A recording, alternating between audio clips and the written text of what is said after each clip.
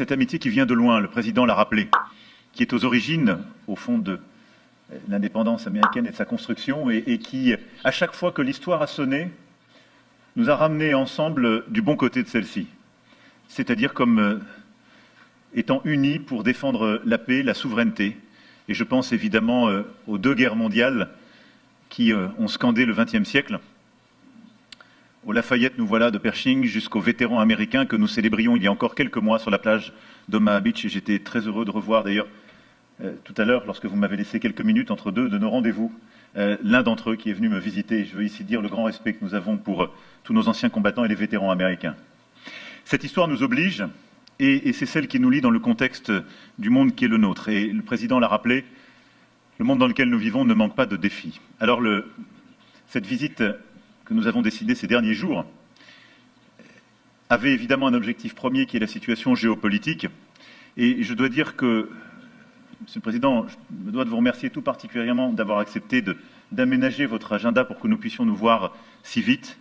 Et je considère que nous avons véritablement eu des avancées substantielles lors de nos échanges.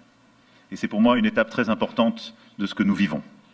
Nous avons ensemble partagé une visioconférence avec l'ensemble des dirigeants du G7 qui nous a permis, 3 ans après le début de la guerre d'agression, de la deuxième phase de la guerre d'agression russe en Ukraine, de dire évidemment notre soutien au président Zelensky, au peuple ukrainien, mais aussi de partager notre volonté d'avoir une paix durable. Et je crois que c'est ce que vous avez ces dernières semaines, rappelé avec beaucoup de force. Depuis le 22 février 2022, où on nous annonçait une opération spéciale qui allait durer quelques semaines, chacun admire la bravoure du peuple ukrainien qui a résisté. Et vous avez raison de le dire, Monsieur le Président, nous avons aidé. Et je crois que nous avons eu raison d'aider, c'était notre responsabilité.